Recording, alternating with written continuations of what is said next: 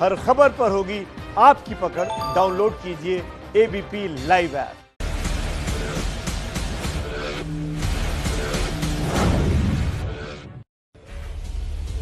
नमस्कार, आप देख रहे हैं एबीपी न्यूज। आपके साथ हूं मैं रुबिका लियाकत। हुंकार में आप सभी का बहुत बहुत स्वागत है। महाराष्ट्र में एक नया घमासान पैदा हो गया है और मुझे पूरा यकीन है आप इस बात से वाकिफ होंगे। बात अजान पर सियासत गर्म की है। शिवसेना के एक नेता ने अजान की प्रतियोगिता पर एक बयान दिया। ये बयान अब वायरल हो गया है। विरोधियों ने इसे हाथों हाथ लपक लिया। अब सवाल विरोधी पूछ रहे हैं कि क्या शिवसेना को अजान पसंद है। अजान या गीता से लेकर किसी को कोई दिक्कत नहीं है। असल मुद्दा जो है वो पार्टी के चाल चरित्र चेहरे से जुड़ा हुआ है। ये वही शिवसेना है, बाल ठाकरे की शिवसेना, जिसकी तरफ से कहा जाता था कि मुसलमानों से वोटिंग का अधिकार छीन लेना चाहिए। ये वही शिवसेना है जो कहती है कि राम मंदिर में अगर किसी ने आंदोलन किया तो वो हम थे। और आज यही शिवसेना, ऐसा क्या हुआ कि 2020 में बदली सी नजर आ रही है। बात अजान की प्रतियोगिता से ज्यादा उस नीयत पर उठ रहा है कि ये क्या वाकई ठाकरे की शिवसेना है। हम इस पर सवाल करें। आज की हुंकार हो उससे पहले ये रिपोर्ट आप देख लीजिए।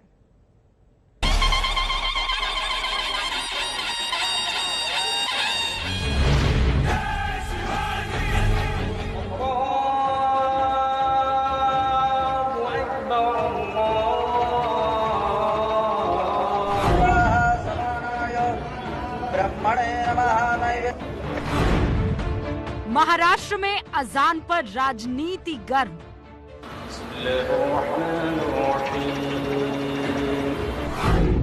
शिवसेना नेता बोले मीठी लगती है अजान।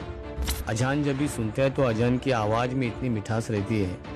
वो मिठास सुनकर लगते है कि ये अजान है, ये कितने घंटे में वापस चलेगी और कितने घंटे के बाद हम लोग सुनेंगे। अजान प्रतियोगिता की भी वकालत। एक कंपटीशन हम लोग रखेंगे। जो अच्छे अजान करेगा उसका आवाज देखा जाएगा। आवाज के साथ साथ उनके जो उच्चार है, प्रोनाउंसिएशन है उनकी, वो देखे जाएंगे। अजान के नाम पर अब छिड़ गया संग्राम। सत्ता प्राप्ति के लिए, मुख्यमंत्री होने के लिए उद्धव ठाकरे जी ने भगवा तो छोड़ दिया था, लेकिन अभी सत्ता में बरकरार रहने के लिए हरा झंडा ही हाथ में लिया है। गणेशोत्सव छोड़कर अजान की, भगवा झंडा छोड़कर हरा झंडा पकड़ने की शिवसेना में स्पर्धा चली है।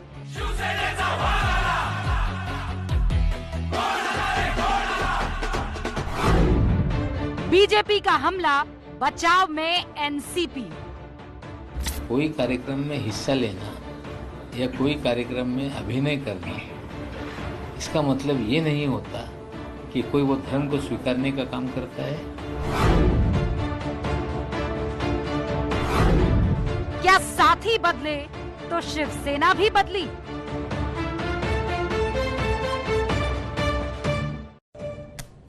जो खास मेहमान हमारे साथ जुड़ चुके हैं, जरा उनसे आपका तारुफ करवा देती हूं। अतुल भाटखेलकर हमारे साथ जुड़ चुके हैं, जो कि बीजेपी के विधायक हैं। महेश तापसे हमारे साथ जुड़ चुके हैं, जो कि एनसीपी के प्रवक्ता हैं। अब्दुल सत्तार हमारे साथ जुड़ चुके हैं, उद्धव सरकार में मंत्री। संगीत रागी भी हमारे साथ जुड़ चुके हैं, जो कि हमारे साथ डीयू के प्रोफेसर के तौर पर इस वक्त जुड़े हैं। आप सभी का बहुत बहुत स्वागत है। सबसे पहले मैं यहाँ पर उद्धव सरकार में जो मंत्री हैं उनसे ये सवाल पूछना चाहूंगी, अब्दुल सत्तार साहब, कि दिक्कत किसी इस बात को लेकर नहीं है कि आप अजान का कंपटीशन करवा रहे हैं कि गीता का पाठ पढ़वा रहे हैं। क्या ये वही शिवसेना है जिसकी तरफ से कभी कहा जाता था कि भगवा नहीं, भारत में सिर्फ होता है हरा आतंकवाद, मुसलमानों से वोट देने का अधिकार छीन लेना चाहिए, हिंदू अब मार नहीं खाएगा, हम अपनी भाषा से जवाब देंगे? ये वही पार्टी है?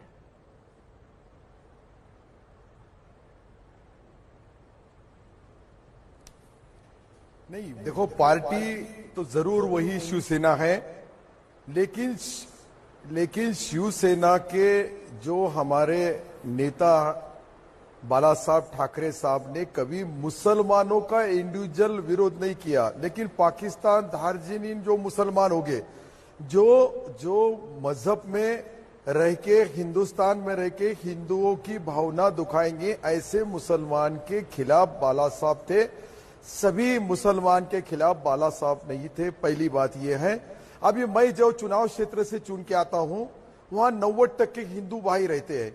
वहां हम तो कभी कभी हमारे जितने कीर्तनकार है उनका भी कंपटीशन रखते हैं, तो क्या मैं मुसलमान नहीं हुआ क्या?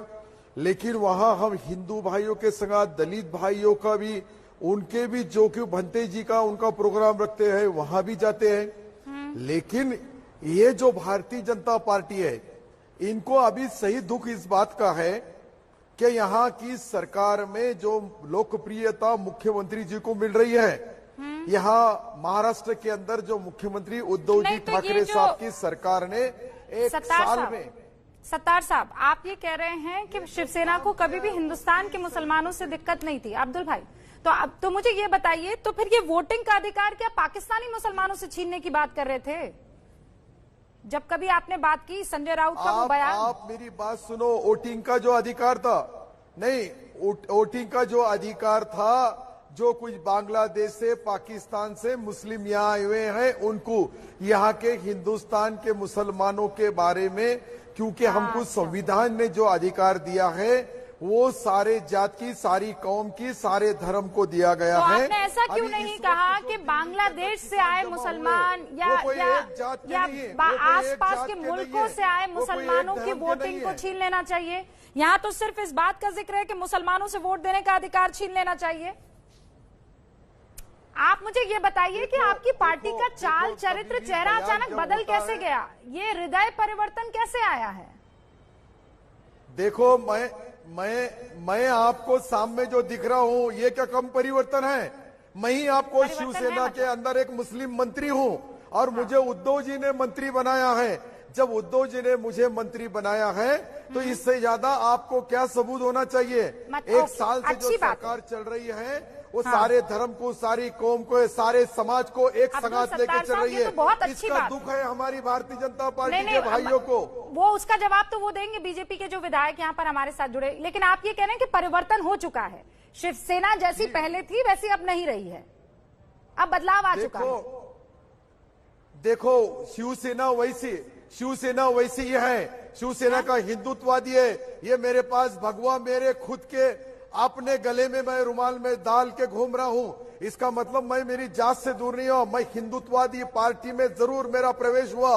मैं हिंदुत्ववादी पार्टी से ही चुन के आया हूं और चुन के आने के बाद सारे का मतलब क्या गले में भगवा ये गमछा डालना ही होता है? हिंदुत्व का मतलब ये थोड़ा ही होता है। हिंदुत्ववाद, आप कह रहे हैं कि एक मुसलमान मंत्री बैठा है, फिर आप कह रहे हैं कि नहीं मैं हिंदुत्व वाली पार्टी में हूँ। मुझे माने तो समझा दीजिए ना सर, इतना कंफ्यूज काहे नजर आ रहे हैं आप? अतुल साहब हमारे साथ जुड़े हैं, जरा समझ लेते, फिर मैं आऊंगी आपके पास। सत्तार साहब, मैं पूरा कंफ्यूजन आज दूर कर देंगे हम लोग, है ना? नहीं, आप कर ही देंगे, आप यहाँ मौजूद है, आप कर देंगे। अतुल जी भाई, ये तो हिंदुस्तान का असल रूप दिखा रहे हैं। हिंदू, मुस्लिम, सिख, ईसाई आपस में है भाई भाई। शिवसेना का हृदय परिवर्तन हो गया है, वेलकम कीजिए इस बात को। शिवसेना का वेलकम हम करते थे जब उस सत्ता के बिना उनमें कोई बदल आता था। ये जो बदल आया है ना, वो सत्ता के लिए, मुख्यमंत्री पद के लिए उनमें ये बदलाव आया है। यही शिवसेना थी जो वैलेंटाइन डे को भी विरोध करती थी। यही शिवसेना है 2014 में सामना में एडिटोरियल लिखकर लव जिहाद का इन्होंने विरोध किया था। और आज वही शिवसेना है जो अब्दुल सत्तार कल तक कांग्रेस में थे, वही शिवसेना को डिफेंड करने के लिए उनको आना पड़ रहा है। इससे बड़ी शिवसेना की विटंबना नहीं हो सकती है। स्वातंत्र सावरकर जी के खिलाफ मणिशंकर अय्यर जी ने कुछ बात की तो हिंदू हृदय सम्राट बाला साहब ठाकरे उस आयु में भी घर से बाहर निकलकर उनके प्रतिमा को जोड़े मारने के लिए, चप्पल मारने के लिए सावरकर स्मारक में आए थे। आज की शिवसेना सावरकर जी को देशद्रोही कहने के बाद भी कांग्रेस के मुखपत्र के खिलाफ एफआईआर दर्ज करने के लिए तैयार है। भारतीय जनता पार्टी ने यह मांग की थी कि सावरकर जी को भारत रत्न देने के लिए महाराष्ट्र विधानसभा का हम एक ठराव पारित करेंगे। उसके लिए भी माननीय उद्धव जी तैयार नहीं है, क्योंकि उद्धव जी के दिखाने के दांत और खाने के दांत ये तो, अलग है। नहीं, आप मुझे एक बात बताइए, आपको किस बात से दिक्कत है? एक श्रद्धा आपको दिक्कत, अतुल जी आपको दिक्कत किस बात से है? वो एक मंजिल था, बाकी कुछ नहीं। नहीं, अतुल जी आपको दिक्कत किस बात से है? फडणवीस जब जाते हैं, फडणवीस जब जाते हैं, रोजा इफ्तारी करते हैं, तब तो किसी तरह की प्रॉब्लम नहीं होती है। बीजेपी का चाल चरित्र चेहरा बिल्कुल इंटैक्ट रहता है। लेकिन अगर शिवसेना कह दे कि अजान की प्रतियोगिता कराएंगे, तो आप कह रहे हैं कि ये तो सत्ता के लिए कर रहे हैं, ये तो गड़बड़ है। नहीं, ये बिल्कुल गड़बड़ नहीं है, क्योंकि भारतीय जनता पार्टी रहती थी तो ये कहती थी कि भजन की भी स्पर्धा करो। और जब अजान लाउडस्पीकर से बजाने के खिलाफ भारतीय जनता पार्टी है, शिवसेना भी पहले थी, जब सर्वोच्च न्यायालय ने इसके ऊपर पाबंदी डाली है, तब शिवसेना आज ये बात कर रही है कि अजान सुनने में हमको मजा आ रही है, बहुत अच्छा लग रहा है, मीठा मीठा लग रहा है। सत्तार साहब, एक महीने पहले मुंबई के अणुशक्ति नगर के एक मराठी लड़की करिश्मा मुझे अतुल जी आपसे एक सवाल है। जाने के लिए कंप्लेंट किया, अतुल जी, तो अतुल उसके जी, खिलाफ अतुल जी, मुंबई पुलिस ने कार्रवाई की। अतुल जी आप कार्रवाई जो सुप्रीम कोर्ट का अवमानना कर रहे थे उनकी नहीं की, वो मराठी लड़की को बचाने के लिए भारतीय जनता पार्टी को आगे आना पड़ा। और आज अब्दुल सत्तार जो पूरे महाराष्ट्र में प्रसिद्ध है, उनके लैंग्वेज के लिए सुनिए, और इसके लिए आज अतुल जी आए हैं एक भगवा कपड़ा पहनकर, क्योंकि अतुल जी ने बोला होगा अतुल जी सुनिए, आपको भगवे से कितना प्यार है वो तो आपके बोलने में दिख रहा है। इसके ऊपर साइन किया था। ऐसे लोग आज शिवसेना अब्दुल सत्तार आपको कुछ कहना चाह रहे हैं, सुन लीजिए, बड़ा दुर्भाग्य। सुन लीजिए, भारतीय जनता पार्टी का यही दुख है कि वो सुनते नहीं, झूठा बोलेंगे, तेल नमक मिर्ची लगा के बोलेंगे और उसको ही सही बताएंगे। ये इनके नेता के पास से जो आदत है वो जाती ही नहीं। अतुल जी तुम्हारी वो सुन लो। अभी आपको मैं एक बताना चाहता हूं कि महबूबा मुफ्ती जी की अजान सुनने के लिए कश्मीर में आपने कैसी युति की, तब आपको वो दिमाग में नहीं आया कि महबूबा मुफ्ती भी उसके भी स्टेट के अंदर आपको अजान सुनना होगी जब तुमको मीठी अजान लगी। 370 गया आज रहा जी इस राज्य में काम कर रहे हैं तो आपको बहुत मिर्ची लग रही है। यही मिर्ची तो जनता के बीच में जा रही है। घर में बैठ इसके लिए आपको, अरे भाई साहब सुनो, 8 महीने अरे मैंने आपका सुना, हमारा सुनो, आप सुनते नहीं, घर में बैठ के आप सुनते और नहीं, 8 महीना मंत्रालय में नहीं गए, यही झूठ कैसे काम कर रहे हैं? लेकिन ऑनलाइन झूठे तरीके से बताना। ये सुनो आप, अब्दुल सत्तार साहब, अतुल जी दोनों रुक जाइए। अरे सुनो कि रुकिए ना सर, ये यहाँ थोड़ी कोई अजान प्रतियोगिता चल रही है। सुनो रुकिए ना, आप मेरी बात सुनिए।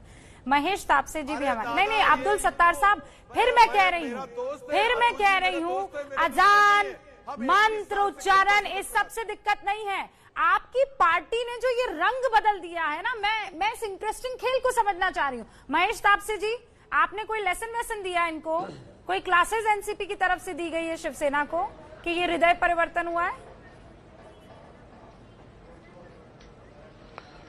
देखिए, दक्षिण मुंबई के शिवसेना के विभाग प्रमुख पांडुरंग सबकाल जी ने अपने क्षेत्र के अंदर इस प्रकार की प्रतियोगिता की जानकारी हमको सबको दी और उसके बाद ही भारतीय जनता पार्टी के जो प्रवक्ता है शिवसेना पे टूट पड़े। अब पिछले नवंबर से महाविकास आघाड़ी की सरकार, मतलब कांग्रेस, एनसीपी, शिवसेना के विचार एक अलग सरकार महाराष्ट्र में बनी और तभी से जितने भी भारतीय जनता पार्टी के नेता प्रदेश से लेकर राष्ट्रीय स्तर पर है, उनको बहुत ही दर्द इस बात का हुआ कि शिवसेना जैसी पार्टी जो पिछले 25 साल से उनके साथ थी, अचानक यकायक कैसे टूट गई। जो भारतीय जनता पार्टी वाजपेयी साहब के समय की थी वो भारतीय जनता पार्टी नरेंद्र मोदी जी की नहीं है। कल शिवसेना टूटी, पिछले लोकसभा के सत्र के अंदर शिरोमणि अकाली दल टूटा और अभी राजस्थान की एक पार्टी ने भी यहां ये उनसे कहा कि हम एनडीए से बाहर निकलेंगे। अब मुझे एक बात बताइए, विकास पे राजनीति करनी चाहिए कि धर्म पे राजनीति करनी चाहिए? देश विदेशों में गीता पठन का बहुत जगह पे प्रतियोगिता होती रहती है। उत्तर प्रदेश में जहां भारतीय जनता पार्टी की सरकार है, आफरीन नाम की एक बालिका ने गीता पठन के अंदर उसको पारितोषिक मिला। उस चीज का आपको सराहना करनी चाहिए कि नहीं चाहिए? और अगर समझे शिवसेना के किसी नेता ने इस प्रकार का बयान दिया पर मैं कह रही हूँ ये वही शिवसेना है जो मुसलमानों से वोटों का अधिकार छीन लेने की वकालत करती थी। मैं सुनवा देती हूँ संजय राउत का बयान, सुनवाइए जरा संजय राउत का बयान। शिवसेना ने महेश तापसे जी सुनिए, मुझे पता था आप कहेंगे कि नहीं ये बात गलत है। जो पाकिस्तान समर्थक मैंने ऐसा कहीं नहीं कहा, आप सुने तो सही। जो पाकिस्तान समर्थक मुस्लिम हैं या उनके संगठन है उनसे मतदान का अधिकार छीन लेना चाहिए, वैसे शिवसेना के लोगों ने कहा था। आज महाराष्ट्र में महाविकास सरकार है, अल्पसंख्यक खाता भी एक्सप्लेन किया था क्या संजय राउत ने? अब्दुल सत्तार वहाँ पे शिवसेना के मंत्री बैठे हुए हैं। तापसे साहब रुक जाइए, मैं भी सुन ही लेती हूँ ना क्या कह रहे हैं संजय राउत, और देश भी सुन ले जरा। एक दिन ये मुसलमान समाज का वोटिंग राइट अगर आप छीन लोगे कुछ सालों के लिए, तब सबको पता चलेगा ये मुसलमानों की ठेकेदारी है ना, मतों की बंद हो जाएगी और सभी जो नेता है मुसलमानों के वो जमीन पर आ जाएंगे। फिर चलाइए भाई, फिर सुनिएगा तापसे जी, फिर सुनिएगा। एक दिन ये मुसलमान समाज का वोटिंग राइट अगर आप छीन लोगे कुछ सालों के लिए, तब सबको पता चलेगा ये मुसलमानों की ठेकेदारी है ना, मतों की बंद हो जाएगी और सभी जो नेता है मुसलमानों के वो जमीन पर आ जाएंगे। हाँ भाई, इसमें कहाँ है पाकिस्तान समर्थक, ऐसा कोई शब्द? बांग्लादेश से आए रेफ्यूजी कहाँ है? और बाद में जब इनसे पूछा गया तो उन्होंने कहा ये मेरी निजी राय नहीं है, ये पार्टी की राय है। तापसे साहब फिर सुना दूं आप कहे तो? नहीं, मैंने तो सुन लिया, अभी इसके आगे पीछे का मैंने सुना नहीं है। शिवसेना के बड़े नेता हैं संजय राउत जी, वो अपने पक्ष की तरफ से पूछ भी गए। वो जमाने में उनकी वो राय थी, आज के जमाने के उनके पार्टी की क्या कार्यकर्ताओं की क्या राय आपने देखा है? सरकार नजर आते हैं। अब ये बदले का है पार्टी के पेट में दर्द क्यों हो रहा है? मैं वही तो पूछ रही हूँ आपसे। भारतीय जनता पार्टी के पेट में क्यों दुख रहे हैं? अगर शिवसेना इस प्रकार की आजान प्रतियोगिता बिठाती है या करना चाहती है, कोई कार्यकर्ता करना चाहता है, अरे भाई तो आपको जनता पार्टी को क्या मजा क्यों आ रही है वो बताइए। उनको आक्षेप ये है कि हमको छोड़ के नहीं, हमको देखिए आजान सुनना या भगवत गीता, हमको आजान और भगवत गीता दोनों सुन के मजा आता है। उनको आप यहाँ उनको लग रहा है, देखिए राज्यसभा में एब्सेंट रहते हैं वोटिंग के समय। देखिए आप अपनी सरकार की आपकी सरकार की नाकामियां अगर हम गिनाने लग गए, अतुल भटकलकर जी आप बड़े नेता हैं, हमारे अच्छे मित्र हैं, आपकी सरकार की कितनी नाकामियां हैं?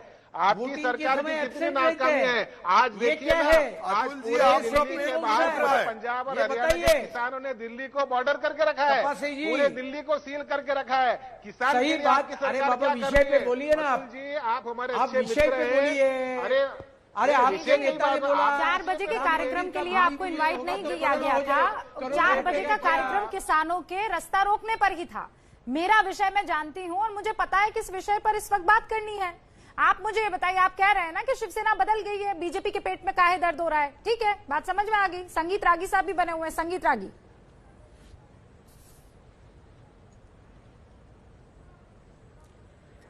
देखिए रूबिका जी, शिवसेना नेशनल ये जो शरद पवार जी की पार्टी है एनसीपी, वो चाहती है कि शिवसेना इस रसातल तक चला जाए एनसीपी कि वो उठ करके खड़ा न हो सके महाराष्ट्र की राजनीति में।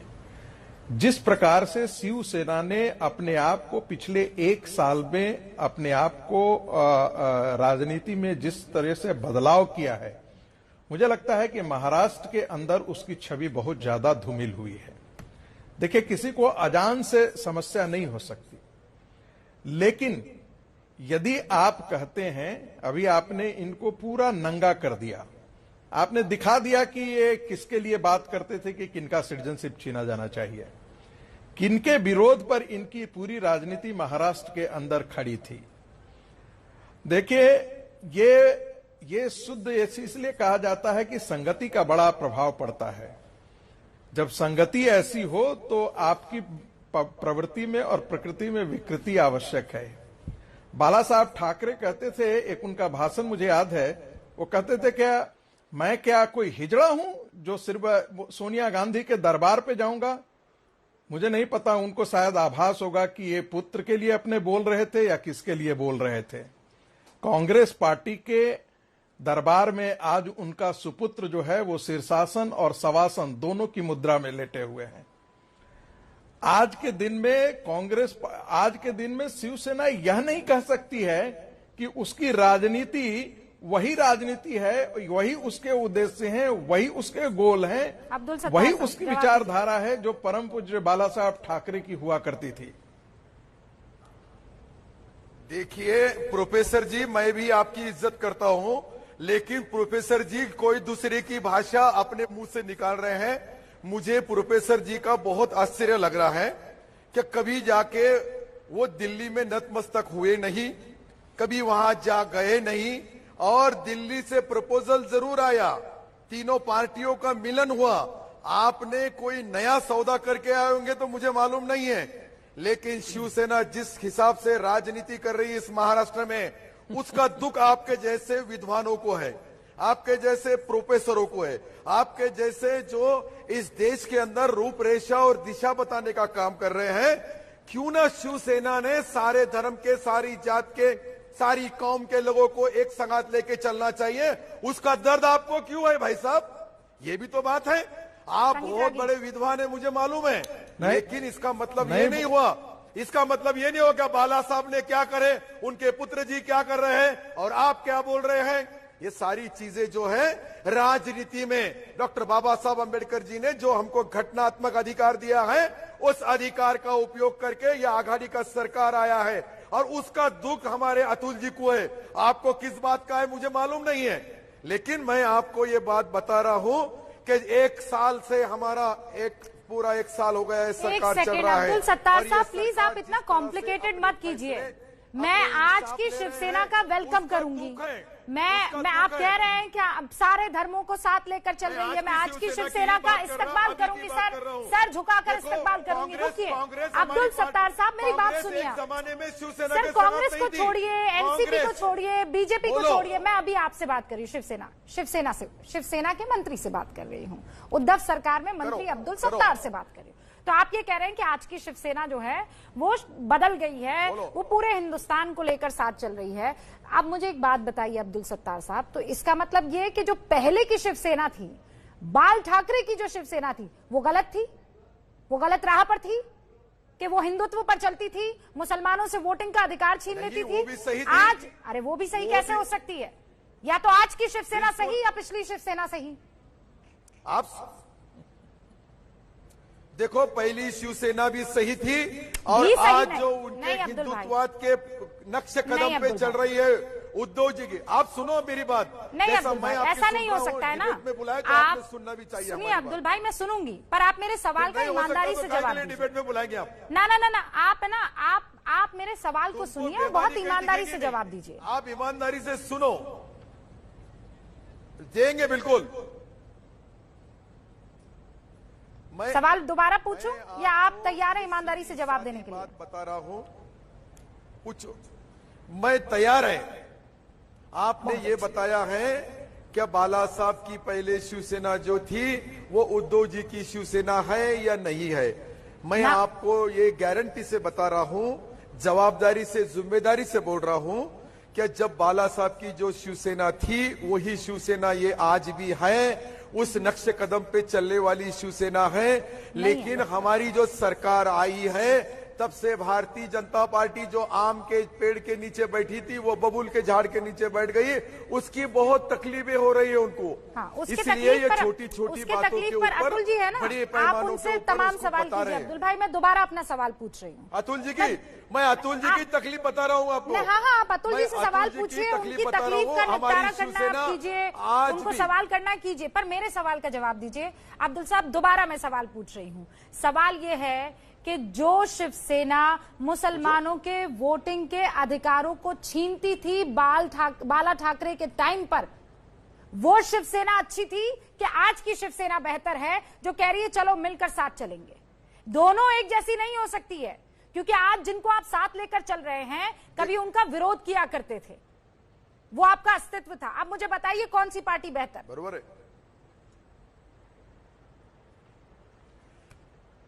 देखो, पार्टी शिवसेना जो है वो हिंदुत्ववादी पार्टी है, बाला साहब के विचारों की पार्टी है, इसमें कोई शक और शुबा नहीं है। उद्धव जी ने आज जो भारतीय जनता पार्टी 30 साल का हमारा अलायंस पार्टनर था, इन्होंने धोखा देने के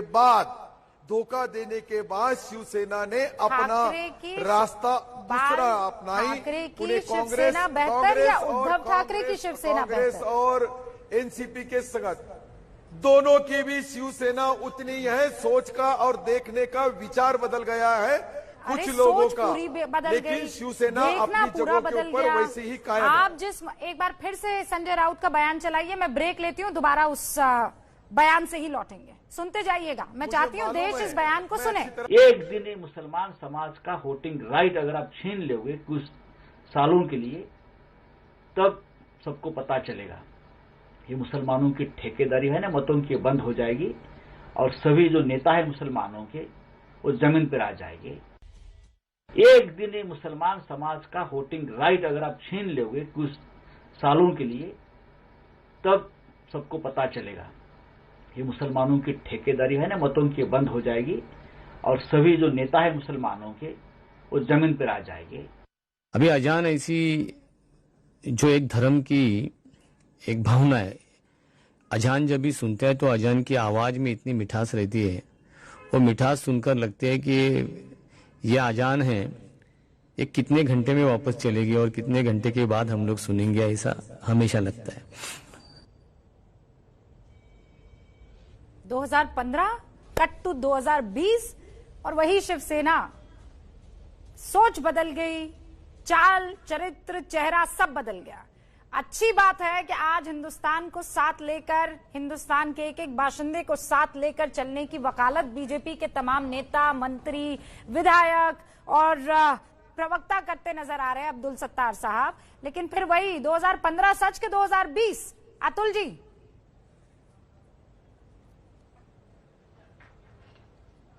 मैंने शुरुआत में ही कहा कि शिवसेना ने हिंदू हृदय सम्राट बाला साहब ठाकरे जी के विचारों को सिर्फ और सिर्फ सत्ता के लिए तिलांजलि दिया है।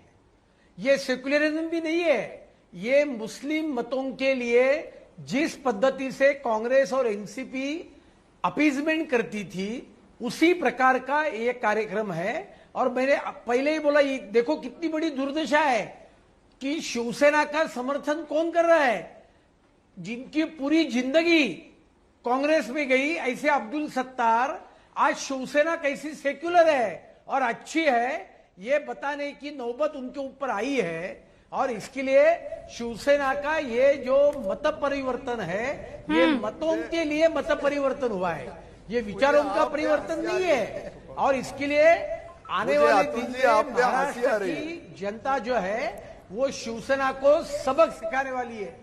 मैं आपको कहता हूं, एक सेकंड, यही शिवसेना थी जो लव जिहाद के बारे में कहती थी कि लव जिहाद के खिलाफ कानून होना चाहिए। हो सकता है आज हिंदुस्तान को आपके बदलते स्टैंड पर हंसी आ रही हो। बहुत अच्छी तरह से कि कुर्सी के लिए, सत्ता के लिए देखिए क्या से क्या कर दिया बाल ठाकरे की पार्टी को।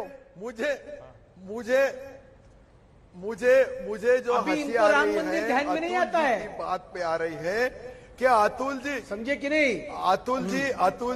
अतुल जी जिस भावना से बोल रहे हैं, मुझे उनकी भावना पे हंसी आ रही है।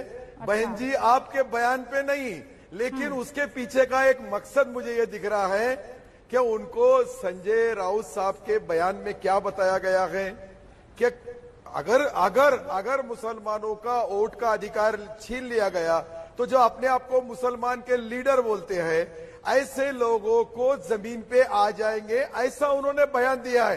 अरे भाई, संजय राउत होते कौन है मुसलमानों का हक छीनने वाले, वोटिंग अधिकार छीनने वाले? अब आज आप बैठकर अब्दुल सत्तार साहब उनको ठीक कह रहे हैं।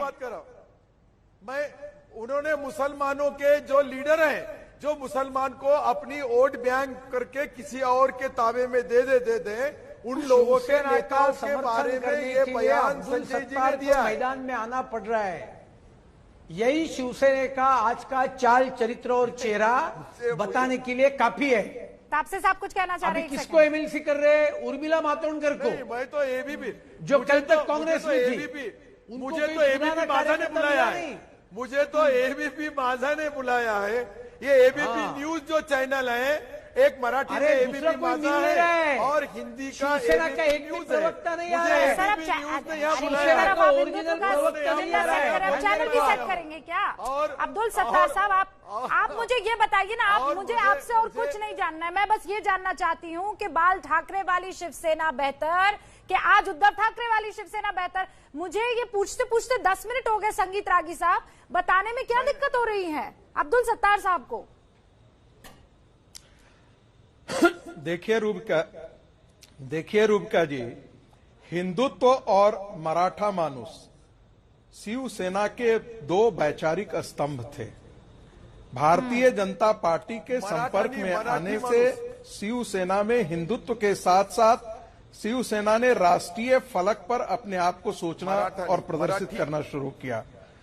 यानी कि वो मराठा मानुस तक वो बात नहीं रही, हिंदुत्व तो बड़ा विचार उभर करके आया और साथ में देश के राष्ट्रीय समस्याओं पर भारतीय जनता पार्टी के साथ। देखो, मैं आपको फिर दुरुस्त करना आज की स्थिति ये है, आज की स्थिति ये है कि शिवसेना के साथ न हिंदुत्व रह गया है, न राष्ट्रवाद रह गया है।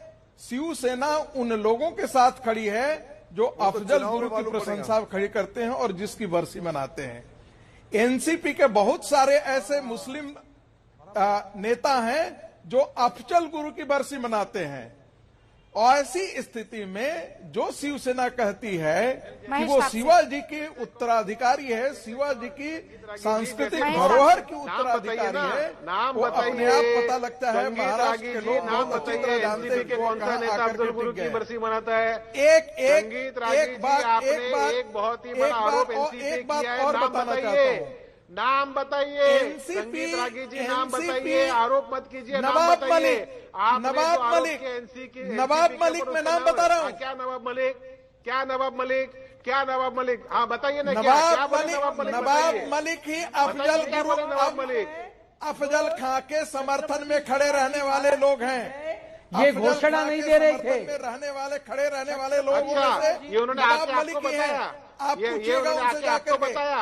और सुनिए नवाब मलिक ऐसे तो ठीक है ना सर, मैं तो जो प्रेस में पढ़ूंगा वही आपको बताऊंगा। पूरा रिकॉर्डिंग भेजेगा नवाब मलिक जी को, तो आप जो पूरी जानकारी लेके बताइए। प्रेस में पड़ी हुई चीज आपको सब सही लगती है क्या? हाँ, तो मैं तो वो तो देखेंगे, नवाब मलिक जी खुद देख के बताएंगे आपको।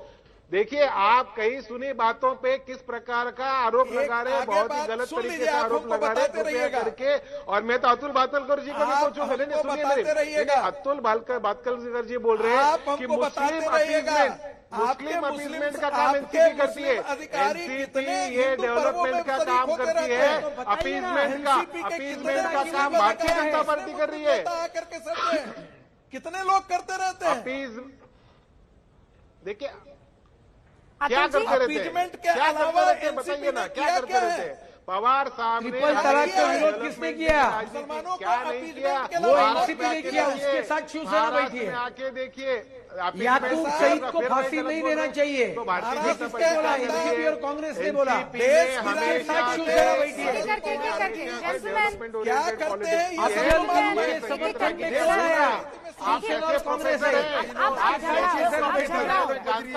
अब बहस नहीं, अब झगड़ा हो रहा है। सुनिए एक एक करके ना, एक सेकंड अतुल जी, महेश जी, संगीत जी, एक सेकंड। संगीत रागी जी, मैं सबको 30 सेकंड का वक्त दे देती हूँ। मैं सबको 30 सेकंड का वक्त देती हूँ। एक दूसरे पर चीखे ना। एक सेकंड, संगीत रागी ने कुछ आरोप लगाए। पहले महेश तापसे को जवाब देने दीजिए अतुल जी, फिर आप आइएगा। एक सेकंड, महेश तापसे जवाब दीजिए भाई। अपीजमेंट का आप पर आरोप लगा, अफजल गुरु के समर्थन का आप पर आरोप लगा, आप जवाब दीजिए। अपीजमेंट की राजनीति एनसीपी नहीं करती। एनसीपी डेवलपमेंट की राजनीति करती है। उस डेवलपमेंट में सभी जात के लोग, सभी धर्म के लोग, सभी माइनॉरिटी, सभी लिंग्विस्टिक माइनॉरिटी, सभी का समावेश है। तो अपीजमेंट की राजनीति, किसी एक धर्म का नाम लेके उसके पास मतदान मांगना, ये एनसीपी की फिलॉसफी नहीं है। ये शायद भारतीय जनता पार्टी की फिलॉसफी होगी, हमारी फिलॉसफी नहीं है। जिस प्रकार का आरोप लगा रहे, मेरे को कोई तथ्य नहीं लगता। संगीत रागी जी एक विद्वान है, एक प्रोफेसर है, उनकी मैं बहुत ही आदर करता हूं, लेकिन आज जो उन्होंने बयान रखा, मुझे तो बहुत कष्ट हो गया कि इस प्रकार की कहीं सुनी बातों पे। ठीक है तापसी जी, आपने कह दी अपनी बात। संगीत रागी जवाब दीजिए। क्या ये मैं गलत बोल रहा हूं कि आपके मुस्लिम सारे मुस्लिम नेता जो है वो सीए के खिलाफ साजिश में शामिल थे, सीए के विरुद्ध आंदोलन करने में शामिल थे? और किस बात के लिए वो सीए के खिलाफ काम कर रहे थे? इस देश के किस मुसलमानों का सिटीजनशिप राइट उनसे छीना जा रहा था? वो मुसलमान होने के नाते ऐसा कर रहे थे। और आपकी गिग्गी बंद जाती है उनका विरोध करने के लिए। एनआरसी के खिलाफ में अगर आंदोलन हुआ तो आप कौन है जस्टिफिकेशन मांगने वाले? आप अरे भाई, वो मुसलमानों के नाम पर कर रहे थे और शरद पवार के गले की गिग्गी बंदी हुई थी। इस देश के गिग्गी बंदी हुई थी शरद पवार की, वो बोल नहीं पाते थे। देखिए संगीत रागी जी विद्वान है, आप विद्वानों जैसे बात कीजिए। संगीत रागी जी आप थोड़ा सा विद्वानों जैसे बात कीजिए। और आप सुन लीजिए ना, कृषि क्षेत्र में अच्छे नहीं लगते, आप विद्वान है। भारतीय संविधान का आदर रखते हुए बात कीजिए।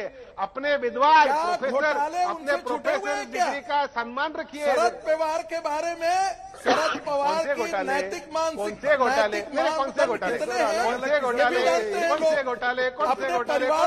बताइए, कौन सा घोटाला?